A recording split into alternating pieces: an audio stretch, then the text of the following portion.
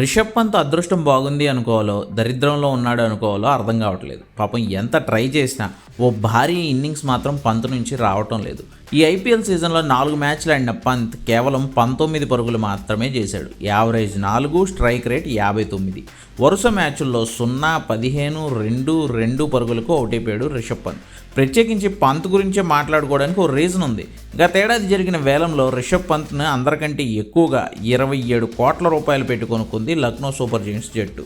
గతేడాది మ్యాచ్లు సరిగ్గా ఆడటం లేదని కేఎల్ రాహుల్ని గ్రౌండ్లోనే తిట్టిపారేసిన గోయంక ఈసారి మాత్రం రిషబ్ పంత్తో మాట్లాడేటప్పుడు జాగ్రత్తగా మాట్లాడుతున్నాడు. ఎక్కడైనా కోప్పడినట్లు అరిచినట్లు వస్తే అది సోషల్ మీడియాలో క్షణంలో వైరల్ అయిపోతుందని బ్రాండ్ ఇమేజ్కి నష్టం రాకుండా ఎల్ఎస్జీ యాజమాన్యం కూడా ఆచితూచి స్పందిస్తోంది అన్ని విషయాల మీద.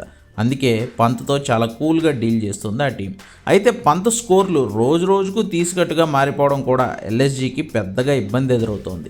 వరుసగా 2 మ్యాచ్ల్లో గెలిచారు కాబట్టి ఓకే, కానీ లేదంటే అన్ని కోట్లు పోసి కొనుక్కుంటే సింగిల్ డిజిట్ స్కోర్లకే కెప్టెన్గా ఉన్న వ్యక్తి అవుట్ అవుతుంటే ఏ ఓనర్కైనా ఒళ్ళు మండిపోద్ది. మరి త్వరగా పంత్ ఈ పూర్ ఫామ్ నుంచి బయటకు రావాలని, స్పైడీ తరహా ఆట తీరుతో చితక్కొట్టేయాలని రిషబ్ ఫ్యాన్స్ అయితే బలంగా కోరుకుంటున్నారు.